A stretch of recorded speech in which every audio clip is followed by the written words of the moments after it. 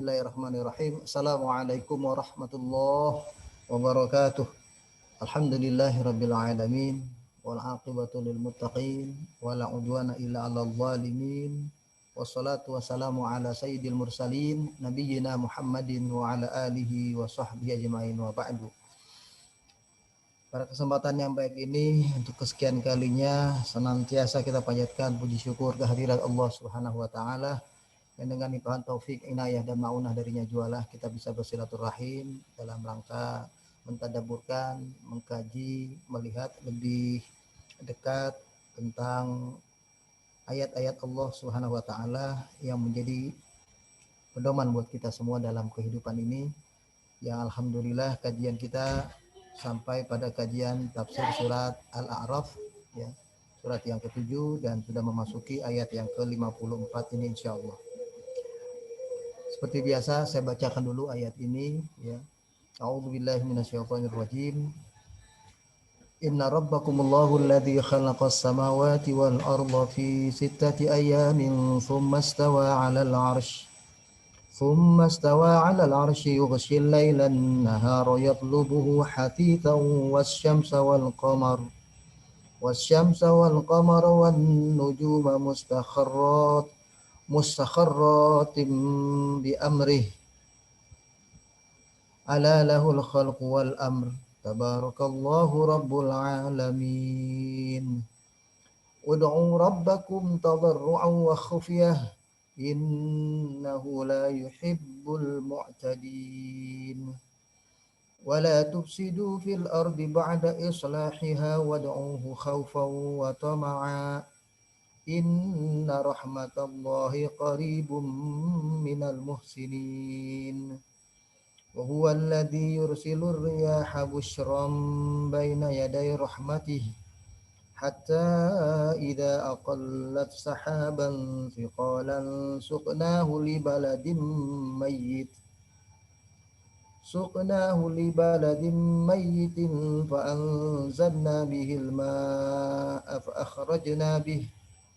فأخرجنا به من كل الثمرات كذلك نخرج الموتى لعلكم تذكرون والبلد الطيب يخرج نباته بإذن ربه والذي خبث لا يخرج إلا نكدا كذلك نصرف الآيات لقوم يشكرون. Sadaqallah. Terjemahan ayat ini kurang lebih Inna rabbakumullah alladzi khalaqas samawati wal ard. Sesungguhnya Rabb sesembahanmu, Tuhanmu ialah Allah yang telah menciptakan langit dan bumi. Fi sittati ayyam, dalam 6 masa atau 6 hari. Tsumastawa 'alal arsy. Kemudian Allah bersemayam di atas arsy. Lalu dia menutupi malam kepada siang yang mengikutinya dengan cepat, dan Allah menciptakan pula matahari, bulan, bintang-bintang yang kesemuanya tunduk atas perintahnya. Dan kita harus ingat bahwa menciptakan dan memerintah adalah hanya hak Allah. Maha suci Allah, Tuhan semesta alam ini. Ud'u rabbakum tadarruan wa khufyah. Berdoalah kepada Allah Rabbmu dengan penuh tadarru', ketundukan, merendahkan diri, wa khufyah, dan dengan suara yang lembut. Innahu la yuhibbul mu'tadin. Sesungguhnya Allah tidak senang kepada orang yang melampaui batas. Wala tufsidu fil ard ba'da islahiha. Dan janganlah kalian membuat kerusakan di muka bumi sesudah Allah memperbaikinya. Dan berdoalah kepada Allah, kembali diingatkan, wada'uhu khaufan wa tama'an, dan berdoalah kepadanya dengan penuh rasa takut. Wa huwa alladzi yuhilur riyah, dan dialah Allah yang telah meniupkan angin sebagai pembawa berita gembira, ya, di hadapan rahmatnya yang akan datang berupa hujan, sehingga apabila angin itu telah membawa awan yang gelap, awan yang hitam yang berisi air, mendung maksudnya, kami giring awan itu ke suatu daerah yang kering, tandus, lalu kami turunkan hujan di sana. Maka dengan sebab hujan itu kami keluarkan buah-buahan yang menjadi makanan bagi kita manusia. Seperti itulah kami membangkitkan orang-orang yang telah mati nantinya. Mudah-mudahan kalian mengambil pelajaran tentang hal ini. Wal baladu thayyib, dan negeri yang baik adalah sebuah perumpamaan mengeluarkan dari tanahnya itu tumbuh-tumbuhan dengan izin Allah Tuhannya. Dan yang buruk, negeri yang area tanahnya buruk, ya, kondisi tanahnya tidak baik, tidak mengeluarkan apapun kecuali sesuatu yang kering, ya, sesuatu yang kering kerontang, ya, tetap dia tidak tumbuh tumbuh-tumbuhan. Kadzalika nusarriful ayati liqaumi yashkurun. Seperti itulah kami mengulangi tentang tanda-tanda kebesaran kami kepada hamba-hamba kami yang bersyukur, kata Allah. Nah, kita lihat satu persatu tentang makna ayat ini secara keseluruhan terlebih dahulu. Ya. Allah katakan, Inna rabbakumullah alladzi khalaqas samawati wal ardh. Ya. Inna rabbakumullah alladzi khalaqas samawati wal ardh fi sittati ayyam min ayyamid dunya.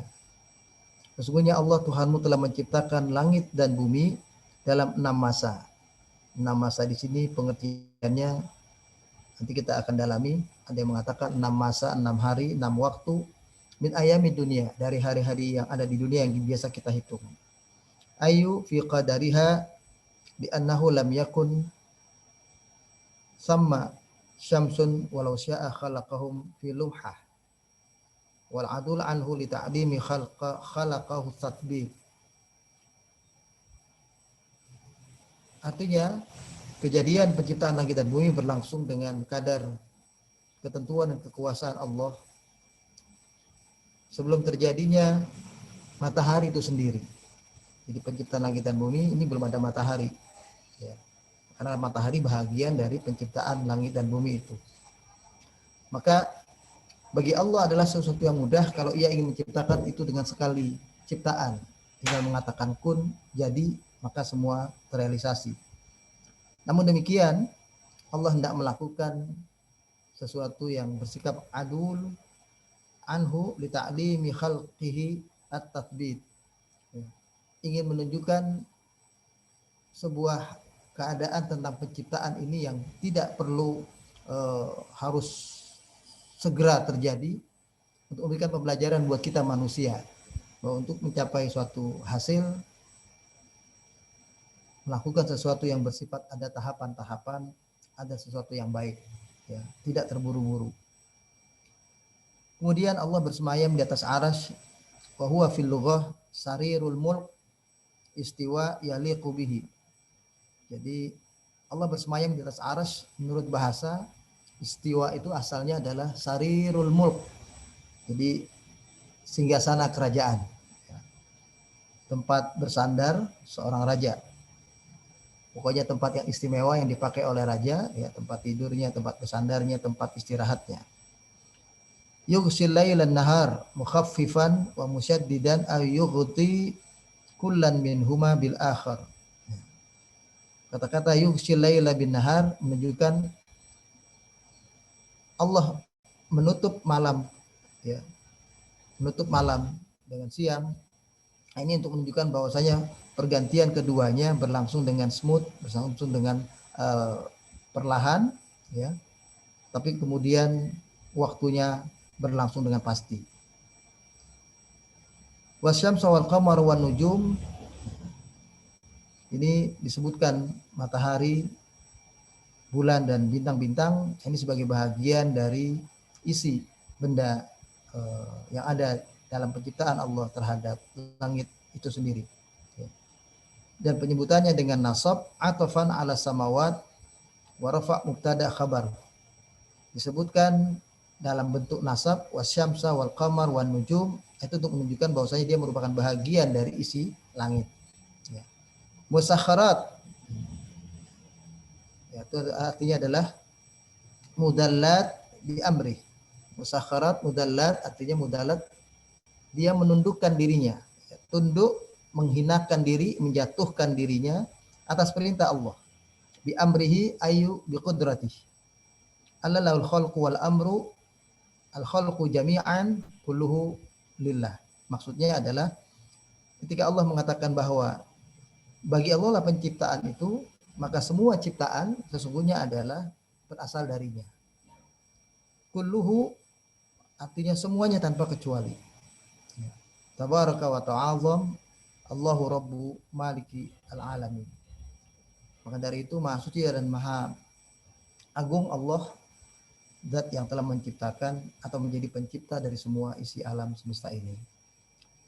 Wal amru disebutkan itu menunjukkan bahwasanya al-khalqu wal amru sesuatu yang dipisahkan dalam makna tapi sesuatu yang disatukan dalam tujuan. Nanti kita insya Allah akan mendalami itu. Kemudian ayat 55 ud'u rabbakum tadarru'a wa khufyah, itu artinya adalah ud'u rabbakum hal tadallulan. Berdoalah kepada Allah Tuhanmu dengan penuh kehinaan. Jadi kita itu merasa hina di hadapan Allah. Kita merendah. Ya. Merasa rendah diri. Nah, itu di hadapan Allah. Ya, kalau dengan manusia kita kan hanya boleh rendah hati. Tapi di hadapan Allah kita rendah diri. Kita jatuhkan diri kita bahkan. Wa khufyah itu artinya sirron. Dengan suara yang ada semacam suara sir, suara yang pelan, lembut, seolah tidak terdengar. Innahu la yuhibbul mu'tadin. Allah tidak senang orang yang melampaui batas. Ayu fid du'a bitasyadduq wa raf'us saut. Maksudnya adalah dalam berdoa, suara yang berlebih-lebihan, suara yang diangkat, suara yang keras, dan dengan melakukan gerakan-gerakan yang tidak seharusnya. Wala tufsidu fil ard. Ayat berikutnya adalah jangan kalian ini udah ya, ayat 56-nya wala tufsidu fil ard ba'da islahiha. Wala tufsidu fil ard, jangan kalian berbuat kerusakan di muka bumi. Ayu bisyirki wal ma'asi. Ya, dengan melakukan perbuatan-perbuatan yang Allah tidak sukai seperti perbuatan syirik, perbuatan maksiat. Ba'da islahiha ay bi ba'thir rusul, sesudah Allah mengirim para rasul utusannya. Jadi setelah Allah mengirim para rasul utusannya, janganlah berbuat maksiat dan berbuat syirik. Ya. War'uhu khaufan bimiqabihi wa tama'an, dan berdoalah kepada Allah dengan penuh rasa takut kalau mendapatkan azab dari Allah. Kalau kita akhirnya juga terjatuh kepada perbuatan rusak, berbuat maksiat dan berbuat syirik tadi. Wa tama'an, mengharap akan rahmat Allah. Lalu kalimat inna rahmatallahi qaribu minal muhsinin, artinya adalah rahmat Allah sangat dekat kepada hamba-hambanya yang muhsinin. Ayu, maksudnya adalah al-muti'ina wa tadhkiri qaribil mukhbir bihi an rahmatin li idhafatiha ilallah, yaitu orang-orang yang tunduk, yang patuh, yang senantiasa mengingat bahwa sangat dekat dirinya dengan yang membawa berita tentang rahmat ini muncul. Yang dimaksud dengan membawa berita rahmat ini muncul adalah Allah Subhanahu wa taala. Kemudian wa huwa alladzi yursilu riyaha busyran baina yaday rahmatih. Allah itu disebutkan di sini yursilu riyaha. Mengirimkan angin, ya, angin busyran. Busyran ini bisa berarti nusyuran, menjadi kemudahan, menjadi kesenangan, ya, kegembiraan. Baina yaday rahmatih ay mutafarriqah qadamul matar. Jadi disebarkan angin itu kemana-mana sebelum munculnya hujan. Nah, sebelum datangnya hujan. Wa fi qiraati sukunis shin takhfifan. Ada yang juga membaca al-matar membaca busyran dengan busyiran. Nah, itu soal qiraah dalam membaca. Kemudian tapi yang terbanyak tetap membacanya dengan sukun ya. Jadi busyran. Nah, shinnya dibaca sukun jadi bukan busyiran. Baik, kemudian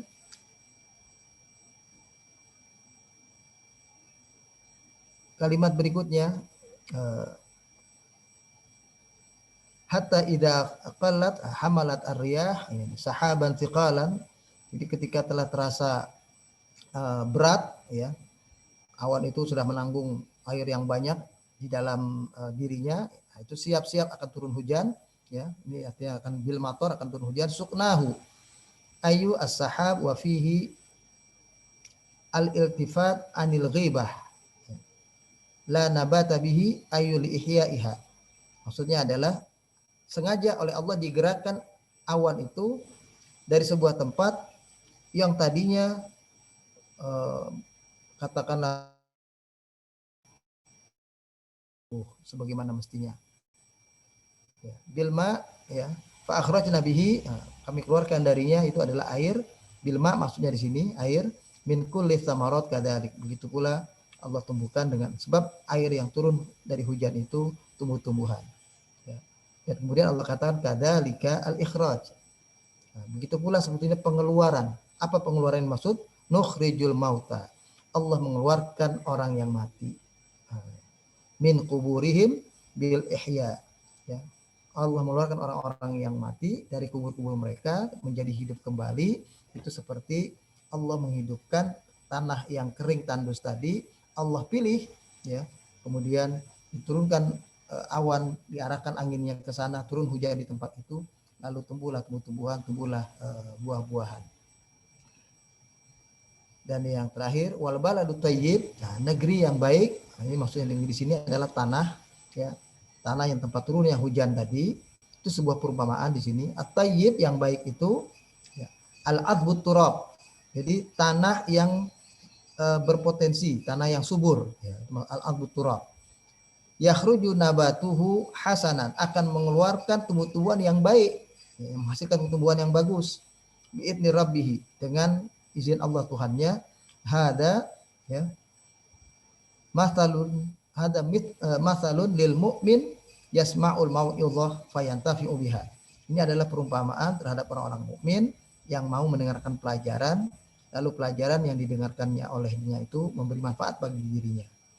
Waladhi khabutha, dan sedangkan yang buruk ya, buruk di sini adalah buruk turabuhu, jadi tanahnya tidak subur ya, la yakhruju nabatuhu, tidak mengeluarkan apa-apa tumbuh-tumbuhan di sana illa nakida. Nakida itu usran limasyaqqah wa hada ya, mathalun lil kafir, yaitu sesuatu yang kering, yang tandus, yang kerontang, yang kalau bagi manusia jadi masyaqqah, bikin susah saja tempat itu menjadinya karena dia keras, dan itu adalah perumpamaan bagi orang-orang yang kafir. Kadzalika maksudnya adalah kama bayyana ma dzukira ya nabiyina al-ayat biqaumin yashkurun Allahu yu'minun. Demikian, inilah seperti yang kami terangkan, keterangan-keterangan semacam ini sebagai sebuah perumpamaan bagi mereka yang bersyukur, maksudnya adalah mereka-mereka yang beriman. Nah, kemudian kita akan lihat lebih jauh ayat demi ayat. Sesudah kemarin kita melihat tentang bagaimana Allah berbicara kepada kita manusia hamba-hambanya tentang diri kita sendiri. Dari mulai penciptaannya di awal, ya, kita diciptakan, kemudian bersama dengan penciptaan manusia, Allah juga telah menciptakan sebelumnya makhluknya yang lain, malaikat dan jin. Proses penciptaan sampai kepada akhirnya bagaimana manusia diingatkan oleh Allah sebagaimana bapak mereka yang pertama, Nabi Adam dan Hawa, tergoda oleh iblis laknatullahi alaih ya. Maka diceritakan kita semua juga jangan sampai terjatuh kepada keadaan yang sama sebagaimana yang pernah terjadi pada Nabi Adam alaihi salam. dan seterusnya, ya, sampai kepada akibat perbuatan mereka Allah ceritakan nanti di akhirat. Ada yang ada, artinya dia kegembiraan, ya, dalam kebahagiaan di surga nanti, dan ada yang fisaqawah, dalam kehidupan yang penuh dengan penderitaan, celaka, menderita, itu disiksa api neraka. Nah, pada mulai ayat ini, ayat 54, pembicaraan agak berbeda, mengarah kepada apa yang ada di sekitar manusia. Dalam hal ini Allah berbicara tentang penciptaan langit dan bumi, untuk lebih membuat manusia itu dekat kepada Allah dengan cara memperhatikan apa yang Allah ciptakan. Itu begitu. Jadi kalimat inna rabbakumullahu alladzi khalaqas samawati wal ard fi sittati ayyam, ini kalau menurut Said Qutb, ya, beliau mengatakan inna aqidata tauhid al-islamiyah allati yahdutsu fihi. Inilah akidah tauhid, akidah Islam yang murni yang Allah sedang bicarakan di dalam ayat ini.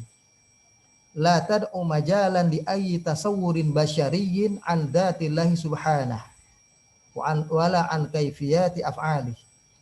Di dalamnya enggak ada tempat, ya, untuk melihat kembali, ya, melalui pandangan-pandangan kemanusiaan tentang bagaimana zat Allah, bagaimana bentuk secara materi siapa Allah itu, dan membayangkan kaifiat Allah Subhanahu wa taala. Allah Subhanahu wa taala laisa kamitslihi syai'un. Karena Allah Subhanahu wa taala tidak ada zat yang menyerupainya sedikit pun. Wa min thamma la majala litasawwur al-basyari liyunshi'u suratan an dzatillah. Oleh sebab itu, ya, kalau sudah diyakini Allah tidak ada yang serupa dengannya satupun makhluknya, maka dari sana nggak ada tempat bagi pandangan-pandangan manusia untuk memunculkan penggambaran tentang siapa Tuhan secara materi. Ya, zat Allah tidak bisa dilihat di situ. Oleh sebab itu, disinilah Allah terangkan, memandang Allah, melihat Allah, meyakini Allah, menguatkan keimanan kita kepada Allah melalui cara kita melihat apa yang Allah ciptakan. Dalam hal ini penciptaan langit dan bumi yang diciptakan dalam 6 masa ini. Kemudian juga kita akan melihat di sini, ya, keterangan-keterangan yang lain, ya, dalam ini apa namanya tafsir Qobas Dirasat Al-Qur'an yang ditulis oleh As-Sabuni. Beliau mengatakan, ya, ini adalah merupakan bayan, ya, apa namanya, keadaan setelah Allah, ya, setelah Allah menceritakan dengan lengkap apa yang terjadi dengan kehidupan manusia sampai kepada ujung kehidupan yang mereka alami, ya, orang-orang yang beriman akan hidup bahagia dalam kehidupan mereka di akhirat, di surga. Mereka saling bertemu, saling bersapa satu sama lain, ya, penuh kegembiraan, tidak ada hasad dengki satu sama lain. Lalu kemudian juga Allah menciptakan ahwalul kafarah al-mujrimin, keadaan orang-orang kafir, orang yang berdosa, ya, yang mereka di sana penuh dengan penderitaan, merasakan bahwa janji Allah kepada mereka bahwa mereka akan dimasukkan ke dalam siksa neraka ketika mereka durhaka kepada ketentuan Allah dan Rasul-Nya. Maka ketika mereka mendustakan para Rasul utusan Allah, maka mereka akan masuk ke dalam neraka, dan mereka merasakan itu adalah benar adanya, dan mereka sampai merasakan siksa yang begitu hebat, ya. Diberi kesempatan oleh Allah melihat keadaan orang-orang di dalam surga untuk mohon pertolongan dari mereka, bahkan minta air, ya, dan itu semua tidak bisa terlaksana, ya. Dan digambarkan oleh Allah juga ada sebagian manusia yang belum sampai kepada surga dan neraka, mereka di tengah-tengah dan masih diperhitungkan oleh Allah tentang kebaikannya yang lain, dan melihat sisi-sisi yang lain dalam amal-amal sederhana yang mungkin mereka perbuat, termasuk adanya syafaat dari saudaranya ataupun dari Nabi kita Muhammad SAW. Itulah yang disebut dengan Ashabul A'raf. Nah, kemudian berpindah keterangan tentang manusia itu semua kepada keterangan-keterangan kepada kita manusia tentang penciptaan langit dan bumi. Jadi ini istilahnya pembicaraan Allah itu berganti. Dari tadinya membicarakan tentang diri kita, sekarang membicarakan tentang diri apa yang ada di hadapan kita. Tujuannya tetap sama, dalam rangka untuk kita menguatkan keyakinan dan keimanan kita tentang keberadaan Allah Subhanahu wa taala. Ya. Nah, menurut beliau di sini ada dua hal yang perlu ada beberapa hal yang perlu dicatat di sini. Yang pertama katanya khalqus samawati sab'i tabaq, ya, at-tabaq. Allah menciptakan langit dan bumi ini dengan ya, bertingkat-tingkat. Ya. Dalam sebuah keterangan disebutkan ayat yang lain itu sab'a samawat, ya, langit yang berlapis 7, ya, bertingkat. Wahiyya ayatun fil ibda' wal i'jaz. Dan ini merupakan tanda-tanda kebesaran Allah tentang penciptaan dan sekaligus tentang mukjizatnya. Ijaz itu kalau buat kita mukjizat terhadap nabi, tapi kalau buat Allah yang berbuat pada kita itu menunjukkan keagungan dan kebesarannya. Fa innas sama ala ittisaiha wa 'azamatiha waqifah bi qudratillahi ta'ala biduni a'madah la yumsikuha illallah. Bisa kita bayangkan penciptaan langit yang begitu luas, yang begitu besar, ya, diciptakan dengan kuasa dan kehendak Allah, diciptakan tanpa tiang dan keberadaannya dipegang istilahnya, ya, dikendalikan oleh Allah Subhanahu wa taala, ya. Dan bahkan dia bukan hanya satu, laisat samaan wahidah, bukan satu langit, bal hiya sab'a samawat. Tapi dia adalah juga langit yang sampai 7 lapis.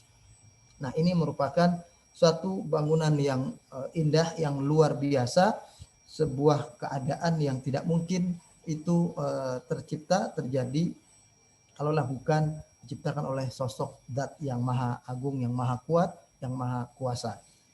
Ya. Kemudian yang kedua, ya, di dalam ayat ke-54 ini diterangkan tentang arsy, ya. Arsyur Rahman alladzi la tuhitu bihi samawat wala ard, ya. Yaitu tentang arsy Allah, ya. Allah yang keberadaannya itu kalau kita sudah bisa bayangkan penciptaan langit dan bumi seperti itu, seperti yang kita lihat dalam kehidupan sekarang ini luasnya, maka arsy yang Allah miliki itu tidak tergambarkan dalam apa yang ada dalam isi penciptaan langit, tidak juga langit, tidak juga bumi. Ya. Wala yastati'u al-khayal an yatasawwar 'azamatahu. Tidak akan mampu kita membayangkan, ya, dalam bentuk katakanlah khayal kita manusia membayangkan bagaimana bentuk arasnya yang lebih dari itu lagi. Jadi disebutkan begini, ya. Wasi'a kursiyyuhus samawati wal ard dalam surat Al-Baqarah atau di ayat kursi. Fa kaifa bil arsyil azim? Bagaimana dengan aras Allah yang maha agung? Wastiwa'uhu ta'ala haqiqah nu'minu biha wa la na'rifu kaifiyatuha. Bahwasanya bersemayamnya Allah, dia bertelekannya bagaimana, kita tidak bisa membayangkan hakikatnya. Yang bisa adalah kita hanya mengimani bahwa Allah ada dalam sebuah aras, ya. Arasnya itu apakah bentuknya tempat juga, apakah bentuknya satu singgasana sebagaimana singgasana raja, hanya secara bahasa saja. Istiwa itu artinya adalah singgasana atau tempat duduk raja. Tapi tidak berarti Allah itu bertempat dalam sebuah tempat seperti sebuah singgasana yang dimiliki oleh seorang raja atau penguasa. Ya. Karena penggambarannya disebut kursinya saja itu seluas langit dan bumi. Nah, itu bagaimana bentuknya? Padahal kita bisa memandang yang namanya langit dan bumi begitu luas dan begitu besarnya. Ya. Maka dari itu, sebagaimana diucapkan oleh salah seorang para ulama ahlu sunnah wal jamaah, ya, di antaranya Imam Ahmad bin Hambal rahimahullah, beliau mengatakan begini, nu'minu bi annallaha 'alal arsy. Yang penting buat kita adalah mengimani bahwa Allah ada di aras. Ada di aras. Tapi bukan berarti ada dalam sebuah tempat. Nah, karena pengertian ada itu adalah sekedar bahasa buat memudahkan kita memahami kalimat dia di aras. Nah, itu begitu maksud beliau. Kaifa sya'a, bagaimana bentuknya? Itu adalah yang Allah kehendaki.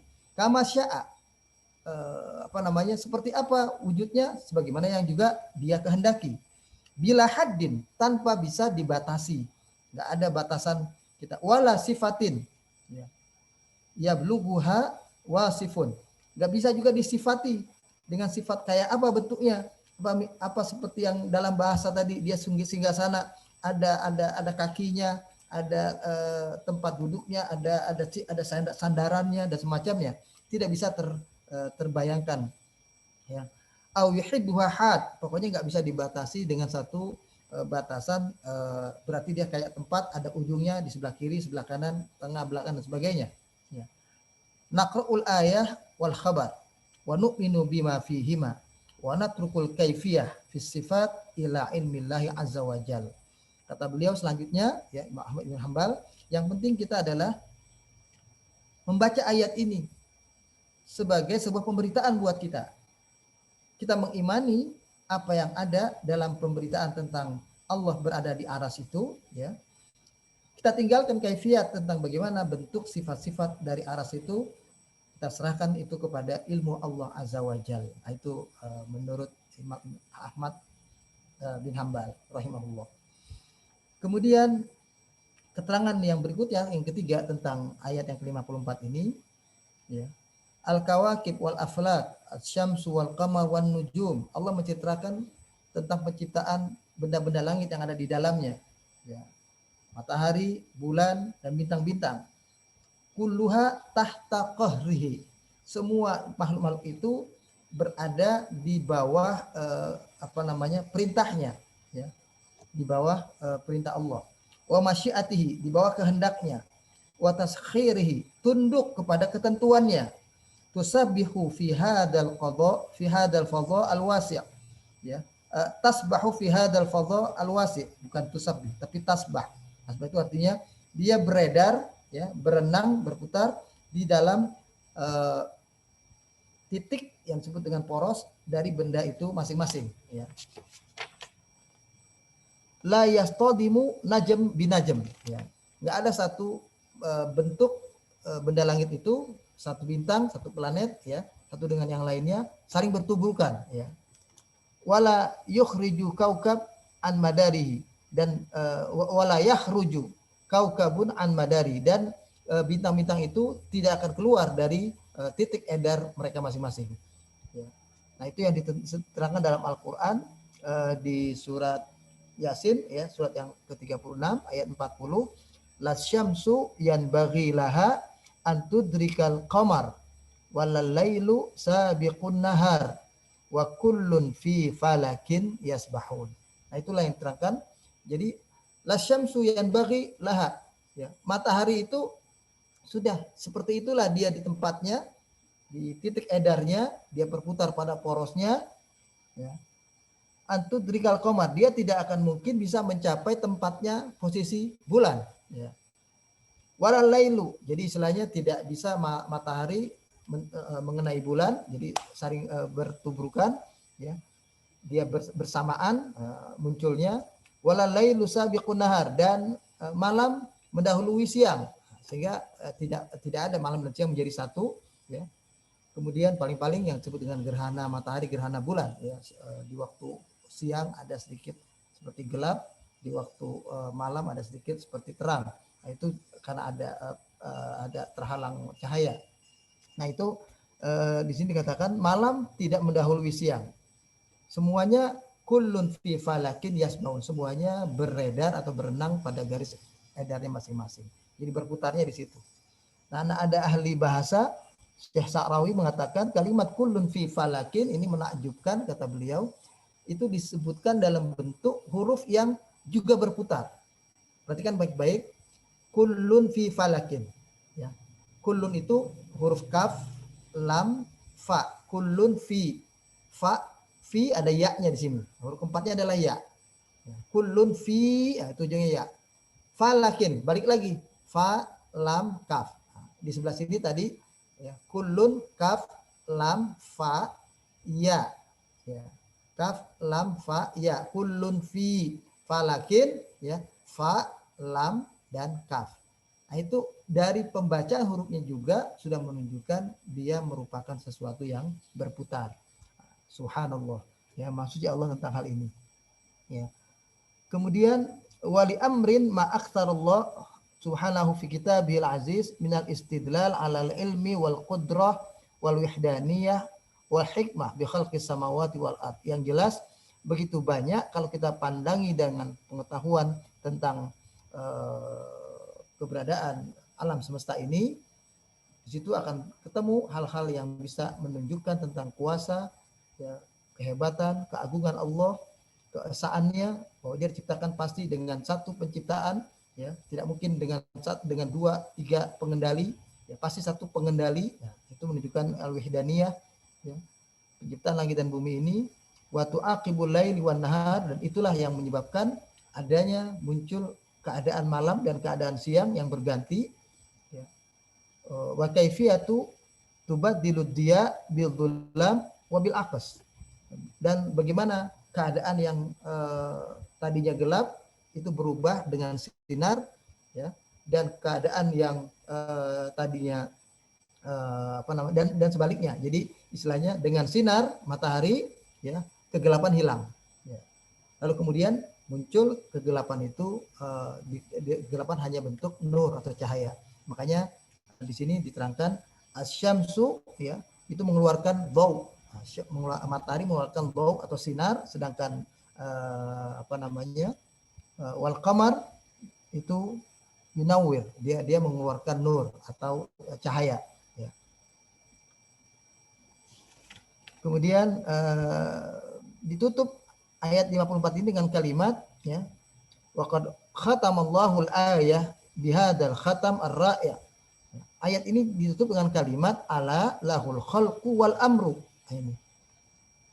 Ketahuilah bahwa untuk Allah, lahu itu lillahi, al khalqu wal amru, mencipta dan memerintah. Jadi menciptakan sedemikian rupa yang rumit bagi pandangan manusia, yang sesuatu yang pencipta langit dan bumi yang bagi pandangan kita itu luar biasa, dan kita bisa bayangkan kan, ya, itu kalau kita pernah baca-baca lalu video-video kita pernah melihat mungkin juga itu bagaimana luasnya langit dan bumi, bagaimana jauhnya jarak di antara masing-masing benda langit itu, ya, dari bumi sendiri ke planet-planet, ya, bintang yang dekat dengan bumi, dan kemudian kepada bintang-bintang yang lain, ke semuanya. Nah, itu luar biasa, dan ilmu manusia tidak akan bisa sampai menemukan semua itu dengan pas, dengan cermat, mengetahui apa adanya, apa di dalamnya, bentuknya dan semacamnya. Bahkan katakanlah yang baru bisa didekati oleh manusia, baru itu pun masih berita, itu adalah bulan dan benda-benda yang lain yang masih banyak belum bisa diketahui. Nah, di sini dikatakan menciptakan serumit, sedetil itu adalah hak Allah. Wal amru, maka memerintah. Memerintah itu artinya membuat aturan, membuat hukum, membuat syariat. Sesungguhnya ini juga sesuatu yang rumit. Nah, itu sebetulnya begitu, Kak. Arahnya itu ke situ. Jadi sesuatu yang juga tidak mudah. Maka dari itu sesuatu yang rumit dan sulit, yang tidak mudah dibuat, yang bisa membuat puas, bisa senang seluruh manusia, bisa ada rasa keadilan bagi seluruh manusia, bisa ada rasa ketika aturan itu diterapkan, dirasa semuanya bisa menerima semua pihak, ya, maka itu adalah menjadi hak Allah Subhanahu wa taala. Ala lahul khalqu wal amru. Tabarakallahu rabbul alamin. Maha suci Allah, zat Tuhan semesta alam ini. Jadi ditutup ayat ini dengan kalimat keterangan bahwa urusan penciptaan dan urusan membuat aturan adalah hak Allah. Termasuk aturan itu adalah aturan untuk penciptaan langit dan bumi itu sendiri. Istilahnya, ya, kalau kita pahami dengan baik, ya, dengan keteraturan alam semesta yang Allah ciptakan kepada satu benda tertentu seperti langit dan bumi, dia bersifat hukum Allah ini bersifat ijbari, bersifat mau tidak mau makhluk Allah yang namanya matahari, bulan, bintang, dan bintang-bintang yang lain, planet-planet semua itu tunduk pada hukum dan aturan Allah, beredar pada garis edarnya masing-masing. Mereka tidak saling bertabrakan dan mereka tidak keluar di luar orbit mereka dan seterusnya. Nah, itu semua adalah tunduk kepada hukum Allah. Nah, manusianya sendiri, ya, adalah makhluk yang Allah juga membuat al-amr kepada mereka nanti, aturan, membuat hukum kepada manusia, tapi sifat hukum buat manusia itu tidak seperti makhluk, bersifat ijbari tadi, benda-benda langit, sedangkan buat manusia ini sifatnya ikhtiari. Manusia adalah makhluk yang mukhayyar, bersifat pilihan. Manusia makhluk yang diberikan hak untuk memilih. Ya. Jadi beda dengan keberadaan benda langit, ya, benda-benda itu mereka wajib tunduk kepada hukum Allah. Karena kalau mereka tidak tunduk kepada hukum Allah, seperti mereka keluar dari orbit, seperti mereka ada bertabrakan, maka yang terjadi adalah kehancuran alam semesta. Nah, ini makanya hukum Allah kepada alam semesta sifatnya ijbari, obligatif, ya, sifatnya keharusan. Sedangkan hukum Allah buat kita manusia sifatnya ikhtiari atau free of choice. Kita masih punya kebebasan untuk memilih. Nanti kita akan mungkin dalam dialog bisa lebih kita dalami persoalan ini. Yang jelas kalau kita baca dalam Al-Quran di surat Ali Imran, ya, surat yang ketiga ayat 80, ya, kalau tidak salah ayat 80. Surat Ali Imran, surat yang ketiga ayat 83, maksud saya, ayat 83. Di situ dikatakan, ya, afa ghayra dinillahi yabghun wa lahu aslama man fis samawati wal ard taw'an wa karhan wa ilaihi yurja'un. Maka apakah selain din Allah ini, aturan yang datang dari Allah ini, syariat yang datang dari Allah, kalau buat kita adalah syariat Islam sekarang, syariat Nabi Muhammad SAW ini, ya bahuna, yang mereka inginkan, yang manusia-manusia ini ingin terapkan dalam kehidupan mereka.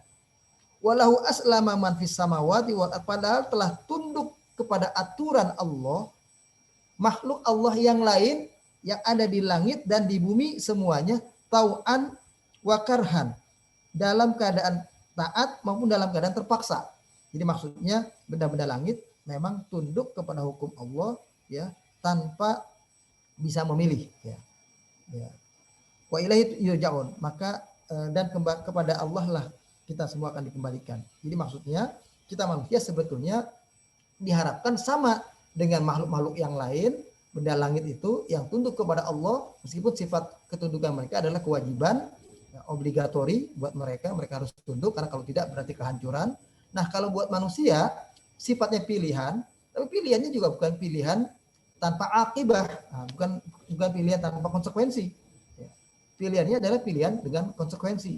Ketika mereka memilih mentaati, tunduk kepada hukum-hukum Allah, maka yang terjadi adalah kehidupan yang penuh dengan keteraturan, sebagaimana telah tunduknya matahari, bulan, dan benda-benda langit yang tunduk kepada hukum Allah, maka yang terjadi adalah keteraturan dalam kehidupan di alam semesta itu. Maka manusia pun ketika mereka tunduk dan patuh kepada hukum Allah, maka yang terjadi adalah kehidupan mereka penuh dengan keteraturan, penuh dengan keadaan yang nyaman, keadaan yang seimbang, keadaan yang penuh dengan keadilan. Manakala sebaliknya mereka tidak tunduk kepada hukum Allah, mereka menolak menerapkan hukum Allah, maka yang terjadi adalah kehancuran pula buat mereka, akibat buat mereka dalam bentuk azab di dunia dan azab nanti di akhirat.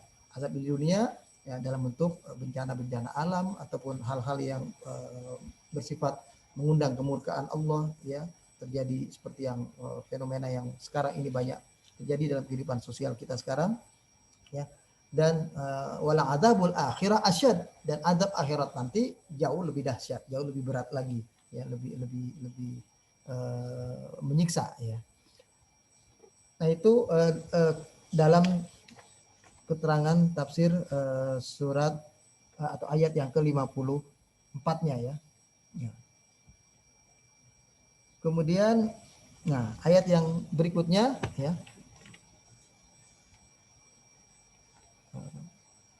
Nah, kemudian di ayat yang itu tadi ayat ke-54, ayat ke-55-nya, ud'u rabbakum tadarruan wa khufyah. Nah, ini nih, tolong jangan lupa. Ini kan adalah surat Makkiyah. Turun ketika Nabi dan para sahabat dalam kondisi perjuangan dakwah yang penuh dengan keprihatinan. Ya. Perbuatan-perbuatan kezaliman para penguasa Quraisy waktu itu itu betul-betul membuat kehidupan Nabi dan para sahabat hidup dengan dalam penuh tekanan-tekanan. Ya, mereka hidup dalam penuh ada bahkan sahabat yang mengalami siksaan-siksaan, bahkan ada yang sampai mati, ya, seperti keluarga Yasir, ya, orang tua dari Ammar bin Yasir, ya, Yasir, kemudian istrinya, anak perempuannya atau saudara perempuan Yasir itu yang mati. Kemudian ya seperti Bilal bin Rabah yang kita ketahui, Khabbab, ya, yang sampai dikasih besi panas. Kalau Bilal bin Rabah batu panas terik matahari. Nah, kondisi yang seperti itu, lalu kemudian turun penggambaran tentang alam semesta seperti ini semuanya dalam rangka untuk menguatkan keimanan Nabi dan para sahabat. Kita harus merasakannya, ayat ini turun dalam kondisi menguatkan keimanan Nabi ketika mereka hidup dalam dakwah dan perjuangan di kota Mekah. Jadi Nabi dikuatkan oleh Allah dengan penggambaran tentang alam semesta. Setelah penggambaran tentang dirinya sebagai manusia, dari mulai penciptaan sampai kepada akhir perjalanan mereka di surga atau neraka, kemudian Allah berpindah dengan menceritakan tentang makhluk lain, yaitu langit dan bumi, yang tujuannya untuk lebih membuat kita merasa yakin dengan, ya, kalau lagi susah gitu, kita merasa yakin dengan janji Allah, merasa yakin dengan pertolongan Allah, merasa yakin dengan kemenangan yang Allah janjikan kepada kita. Maka dari itu di sini ayatnya mengiringi ayat 55, kan seolah kayak nggak ada hubungan ayat ini. Kenapa disuruh di sini ud'u rabbakum tadarruan wa khufyah? Berdoalah kepada Allah Tuhanmu dengan penuh ketundukan, penuh rasa hina diri, ya, rasa rendah diri, wa khufyah, dengan suara yang lirih, suara yang pelan. Innahu la yuhibbul mu'tadin. Allah tidak senang orang yang melampaui batas. Nah, di sini maksudnya adalah jangan pernah putus komunikasi kalian kepada langit, kepada yang punya langit, maksudnya maksud saya ini, kepada Allah yang punya langit ini. Sudah digambarkan kekuasaan Allah menciptakan langit sebegitu hebatnya, dan bisa kita bayangkan, ya, itu belum ada ilmu astronomi seperti kita sekarang ini. Kita bisa lebih memahami tentang langit dan bumi karena kita bisa melihat video-video, membaca buku-buku tentang bagaimana jaraknya langit, jaraknya matahari, jaraknya antara bintang satu ke bintang yang lain. Itu memperkuat pemahaman kita tentang betapa luasnya langit dan bumi dan betapa hebatnya berarti yang menciptakan langit dan bumi.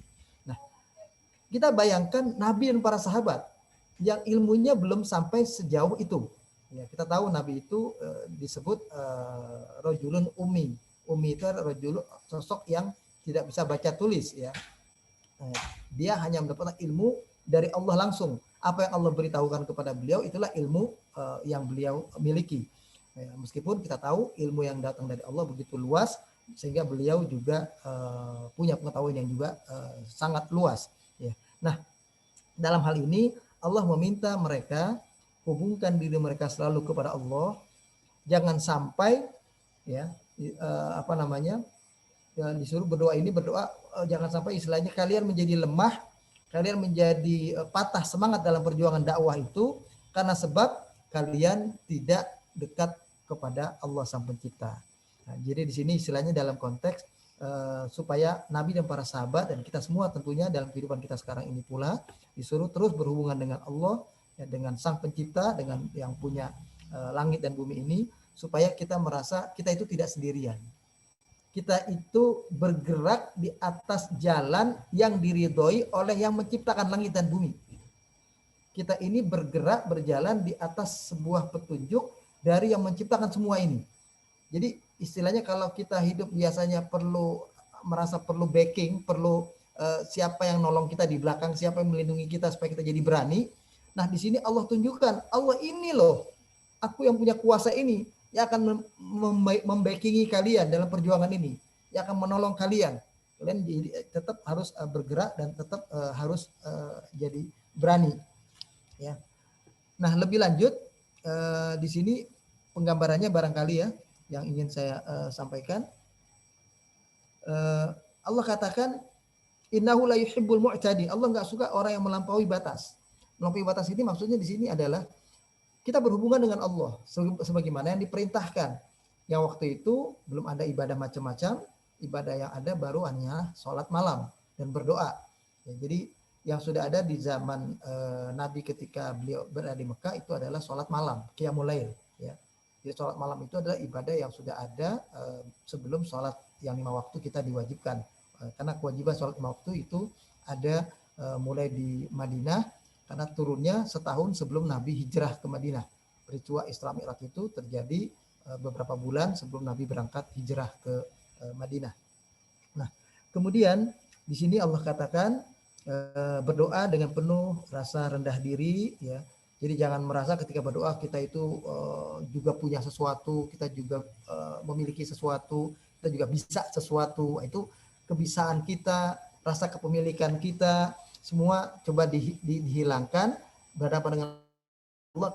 Allah khufya ini suara yang pelan, suara yang rendah, ya, suara yang ya kayak kita mengadu kepada Allah dengan suara yang pelan. Jadi inilah yang diminta kalau kita bermunajat, berdoa, sebagaimana doa yang disampaikan oleh Nabi Zakaria. Kalau kita masih ingat, saya pernah terangkan kalau tidak salah waktu kita kaji tentang tafsir surat Shad dulu ya, itu tentang doa Nabi Zakaria, ya, yang digambarkan di situ bahwa beliau adalah sosok yang senantiasa tidak pernah putus asa berdoa, bermohon kepada Allah agar Allah mengkaruniakan kepada beliau seorang anak, ya, yang diminta oleh beliau dari sejak beliau masih muda baru menikah dan sudah sampai usia beliau lanjut yang sampai menurut akal hampir tidak mungkin beliau punya anak, ya, karena beliau sudah usia lanjut, ya, sementara istrinya dikategorikan mandul, ya. Nah itu di situ, ya, Nabi Zakaria da'a rabbahu bisautin khafiyyin wa najahu sirran.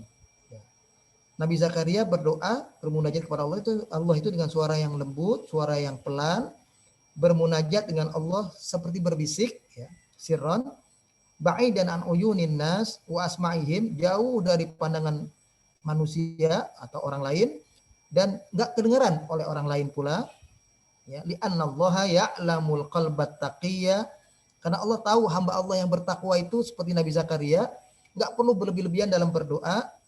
Wa yasma'us sautal khafi, Allah mendengar suaranya walaupun suaranya lirih atau pelan. Wa ikhfa'ud du'a adkhalu fil ikhlas wa ab'adu minar riya.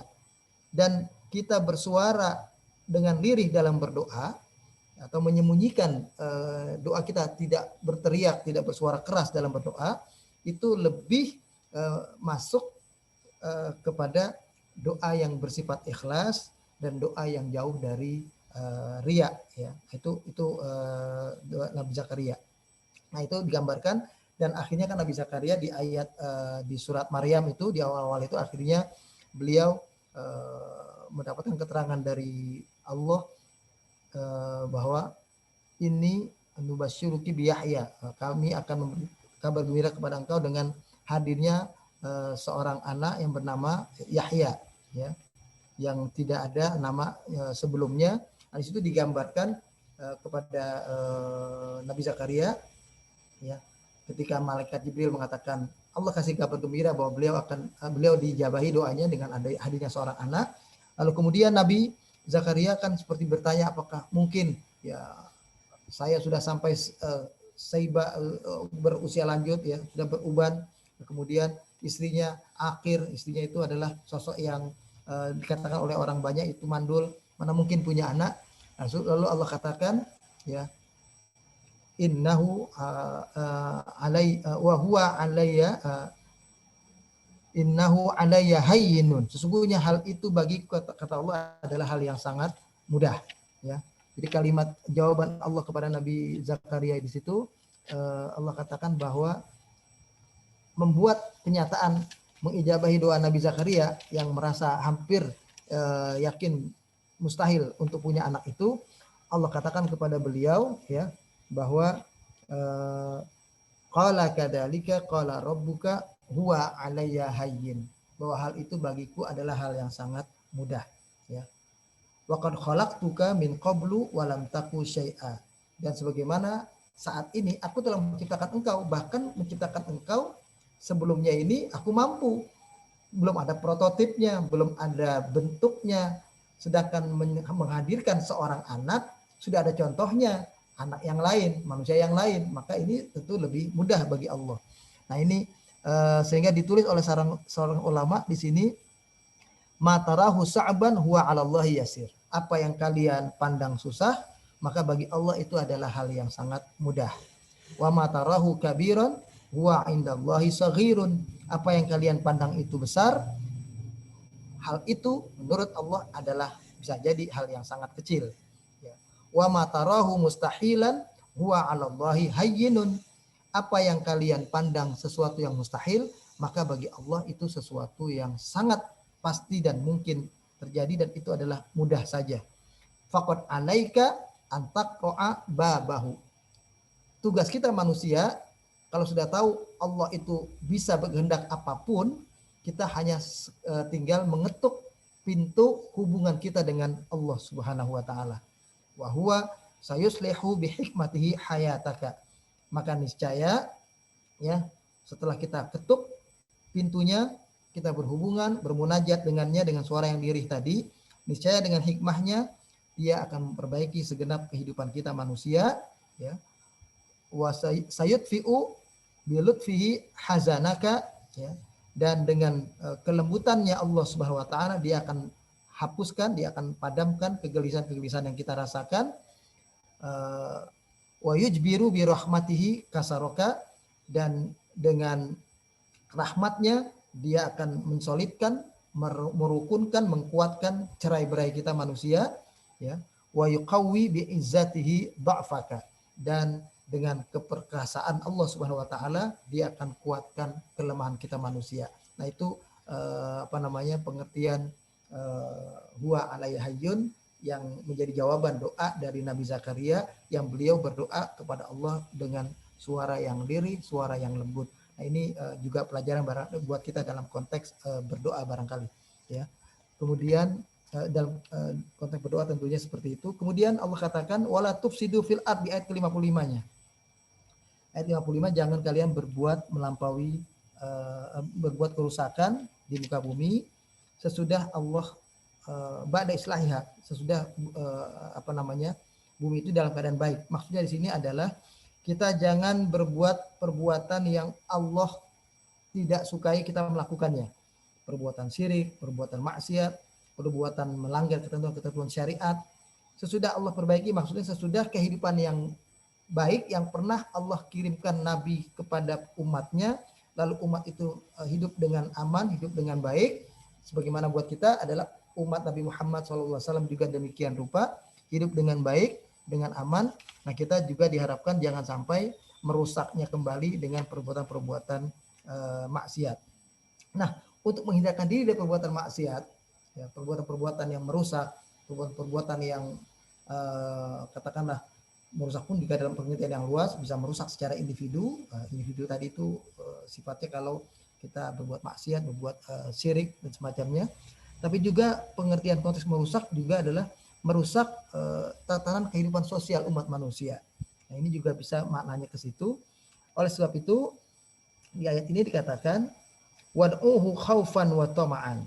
Nah, supaya kalian terjaga untuk sampai tidak jatuh kepada perbuatan merusak itu, selalulah ada koneksi hubungan kalian dengan Allah, berdoalah selalu kepadanya, khaufan, dengan rasa takut. Nah ini berdoa dengan rasa takut, ya, itu muncul ketika kita membayangkan kalau kita jatuh dalam perbuatan maksiat, lalu akan mendapatkan azab dari Allah. Nah ini berdoa itu segera supaya jangan sampai kita jatuh kepada perbuatan maksiat dan perbuatan syirik atau perbuatan-perbuatan yang merusak kehidupan secara kehidupan sosial itu juga. Wa toma'an, dan toma'an ini artinya berdoa dengan penuh rasa toma'. Toma' itu dari bahasa Arab toma', ya, bahasa Indonesia juga artinya toma'. Toma' itu artinya rakus, Jadi maksudnya rakus di sini bukan rakus sifat manusia yang jelek. Rakus di sini artinya rasa harap bahwasanya doa kita itu yakin dikabulkan. Nah, ini juga salah satu sifat atau kriteria kalau doa kita akan ingin Allah kabulkan adalah berdoa dengan adab ini. Ini termasuk adab berdoa, ya. Adab berdoa dengan penuh rasa takut dan penuh dengan rasa harap bahwa doa kita itu akan Allah terima.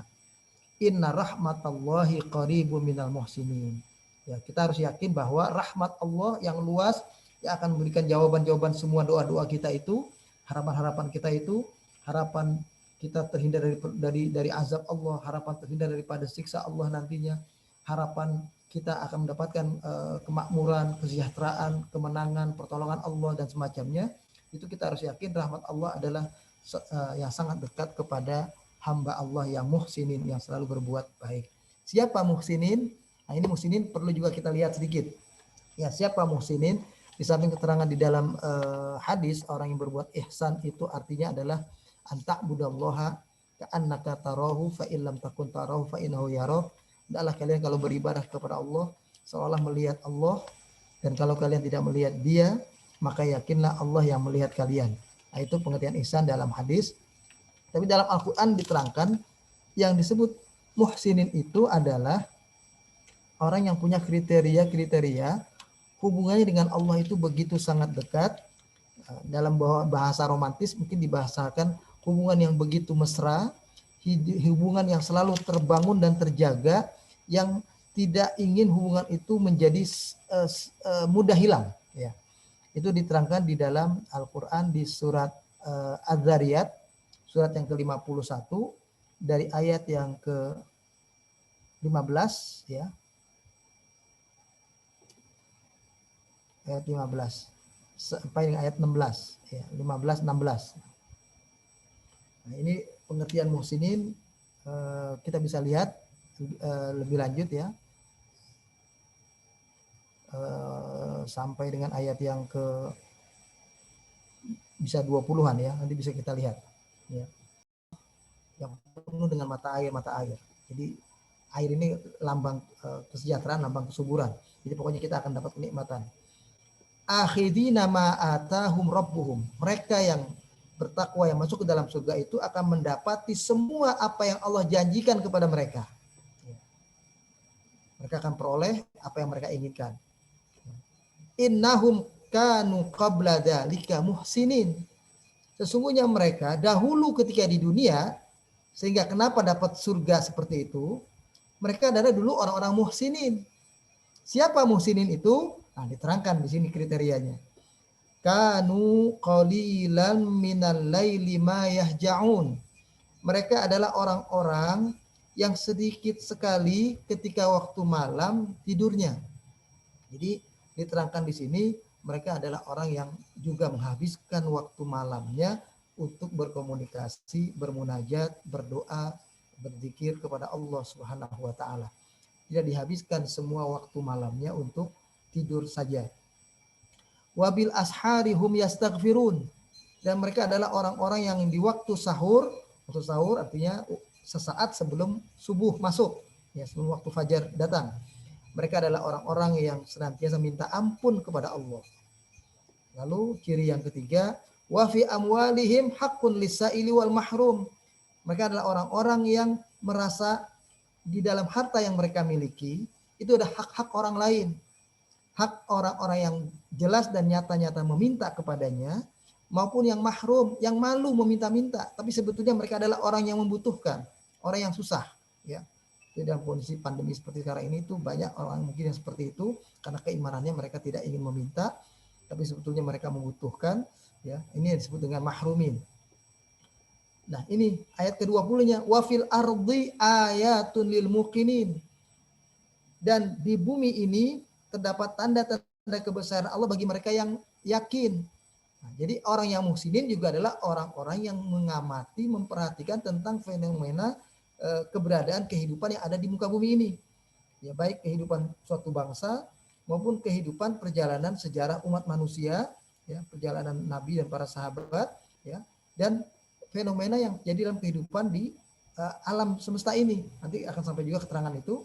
Wa fi anfusikum, dan tentang diri kalian sendiri, afala tubsirun, apakah tidak kalian memperhatikan, mengamati dengan seksama bagaimana Allah mentakdirkan satu makanan, satu sayuran, buah-buahan sampai ke mulut kita, ya, dari perjalanan yang panjang, dari mulai dia ditanam, ya, dibawa sampai kepada oleh petani itu, pedagang, penjual, dan seterusnya, sampai pedagang yang di pasar yang akhirnya dibeli dan akhirnya dimasak, lalu kita makan, dan semuanya itu menjadi nikmat buat kita. Lalu kemudian setelah kita makan, nah ini hafalatul tubsirun juga sampai kepada mencermati atau merenungkan, memikirkan tentang bagaimana dia berproses dalam tubuh kita ini, ya, menjadi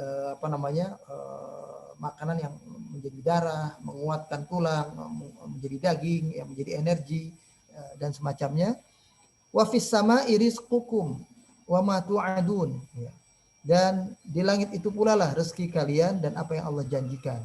Nah, ini adalah ayat-ayat yang menerangkan tentang sifat-sifat kriteria orang-orang yang muhsinin, orang yang memikirkan tentang dirinya, memikirkan tentang keadaannya di dalam kehidupannya di bumi, alam semesta, dan kehidupan pribadinya adalah orang yang senantiasa minta ampun kepada Allah, ya, dan membagi waktu malamnya, sedikit waktunya juga untuk berkomunikasi, bermunajat dengan Allah, di samping dia istirahat dan tidur, dan memahami tentang apa yang Allah karuniakan dalam kehidupannya berupa rezeki. Di situ juga dia akhirnya ada titipan Allah untuk rezeki bagi saudara-saudaranya yang lain, yang yang tidak beriman. Maksud saya yang saudara-saudaranya yang dalam kesulitan, yang miskin, yang Allah takdirkan hidupnya dalam kekurangan. Kemudian ayat yang berikutnya, nah ini tentang angin, ya, tentang hujan. Sebetulnya ini angin ini potensinya sebetulnya menjadi hujan. Wa huwa alladzi yursilu riyaha busyran baina yaday rahmatih hatta idza aqallat sahaban thiqalan. Dan dialah Allah yang mengirimkan angin, ya, busyran, menjadi pembawa kabar gembira, baina yaday rahmatih, sebelum turunnya rahmat. Nah, rahmat di sini disebut, pengertiannya semua mufassir artinya adalah hujan, al-matar. Jadi rahmat di sini adalah al-amtar, hujan. Jadi itulah dari sini sebetulnya tanpa keterangan dari Nabi pun kita harus paham hujan adalah rahmat sebetulnya. Ya, kita makanya ketika hujan turun diiringi dengan doa Allahumma sayyiban nafi'an, ya Allah semoga hujan yang memberikan manfaat, hujan sebagai rahmat. Karena sebetulnya kata-kata rahmat di sini pengertiannya adalah hujan. Hatta idza qallat sahaban, diperjelas dengan keterangan sampai ketika aqallat sahaban, ya, di awan-awan ini sudah mulai istiqalan, terbebani dengan katakanlah isinya udah air semua di dalamnya. Kalau kita tandanya udah jadi berwarna mendung, ya, gelap gitu. Suqnahu li baladin mayyit, kami turunkan, kami berikan minum, asalnya suqnahu itu kami berikan minum dia. Artinya kami turunkan hujan itu li baladin mayyit, kepada bumi atau tanah yang kering, ya. Fa anzalna bihil ma'a, kemudian kami turunkan hujan itu, ya, dari awan tadi itu yang sudah Allah turunkan melalui dari awan yang gelap yang sudah berat berisi air di dalamnya, kemudian Allah keluarkan dari situ menjadi air hujan. Fa akhrajna, sesudah menjadi air hujan, fa akhrajna bihi min kulli thamarat. Nah, hujan yang tadinya memberikan kesuburan bagi tanaman, ya, tumbuh-tumbuhan, lalu kemudian Allah keluarkan dari situ buah-buahan. Kadzalika nukhrijul mauta la'allakum tadhakkarun. Seperti itulah kami keluarkan kalian nanti orang-orang yang mati, ya, dan dari situlah hendaknya kalian berpikir. Jadi maksudnya di sini adalah Allah tidak menggambarkan bumi yang kering tandus tadi, ya, nggak ada apa-apa, lalu Allah turunkan air hujan, ya, prosesnya dari awan. Ini jadi ilmu buat manusia, air hujan itu adalah dari awan. Sehingga manusia pun kalau mau membuat hujan buatan itu bukan bikin air ke atas, bukan, tapi awan itu bagaimana bisa digerakkan ke titik-titik tertentu yang diinginkan. Itu hujan buatan kan begitu sebetulnya. Jadi hujan buatan itu adalah berusaha menggiring, memompa angin agar hujan itu turunnya di tempat yang diinginkan oleh kita manusia. Nah di sini Allah yang menggerakkan kemana dia turun.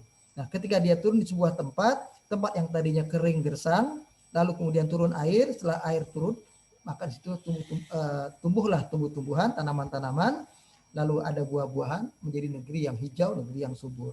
Nah, itulah kehidupan. Ya. Nah, manusia pun nanti dibangkitkan oleh Allah seperti itu bentuknya. Ya, kadzalika nukhrijul mauta, seperti itulah kami keluarkan manusia nanti.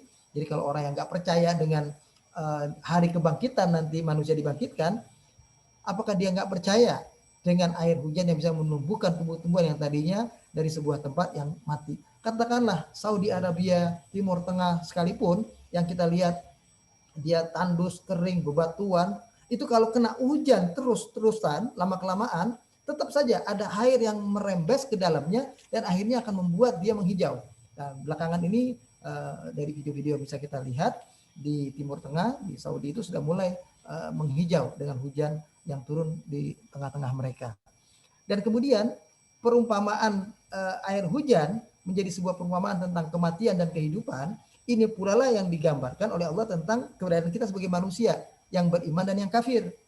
Wal baladut thayyib, tanah yang baik, yakhruju nabatuhu biidzni rabbih, yang mengeluarkan tumbuh-tumbuhan dengan izin Allah Tuhannya. Ini adalah perumpamaan orang-orang yang beriman. Yang datang para rasul mengingatkan mereka, datang para rasul membawa dakwah tauhid kepada mereka, mereka bisa mencernanya, menerimanya. Mereka dapat hidayah. Akhirnya hiduplah hatinya, hiduplah dirinya menjadi hamba-hamba Allah yang taat kepada Allah. Waladhi khabutha la yakhruju illa nakida. Sementara ada sosok manusia yang gambarannya yang buruk itu la yakhruju illa nakida. Ya. Ini perumpamaan kepada orang kafir. Ya, seperti tanaman yang enggak mengeluarkan apa-apa kecuali kering aja, tandus. Dia tetap kering, ya. Kadzalika nusarriful ayati liqaumi yashkurun. Seperti itulah kami tukar-tukar, kami ganti-ganti ayat-ayat kami kepada kaum yang bersyukur, maksudnya kita kaum yang beriman, ya. Allah gambarkan tentang langit dan bumi, Allah gambarkan tentang kemudian awan yang mengeluarkan hujan, Allah gambarkan tentang hujan ini yang mengeluarkan tumbuh-tumbuhan. Seperti itulah proses kematian kehidupan yang terjadi pada kehidupan manusia. Dan selanjutnya tentang perumpamaan manusia itu sendiri. Nah, ini semua adalah gambaran untuk membuat kita semakin kuat iman kita kepada Allah Subhanahu wa taala, semakin menjadi hambanya yang mensyukuri nikmatnya. Nah, inilah jadi penggambaran tentang Allah di aras itu hanya untuk menunjukkan Allah itu kuat, Allah itu maha. Gitu. Itu sekedar itu sebetulnya. Maka dari itu kita tidak perlu lebih panjang seperti dialog di zaman awal kaum setelah generasi Khulafaur Rasyidin. Itu banyak faham-faham yang mempelajari tentang tauhid, yang memperdebatkan masalah-masalah seperti ini. Ada seperti kaum Mu'tazilah, kaum Jabariyah, kaum Qadariyah, yang ini dipersoalkan. Bagaimana bentuk singgasananya kalau Allah punya singgasana? Tempatnya di mana? Apakah di langit yang atas, yang langit yang pertama, langit yang kedua? Kita cuma disuruh mengimani Allah punya singgasana, Allah punya aras. Arasnya sebagaimana bentuknya, di titik mana, di tempat yang mana, apakah berarti dia sebuah tempat? Kita tidak disuruh memikirkan tentang kaifiat bentuknya seperti itu. Wallahu a'lam bishawab.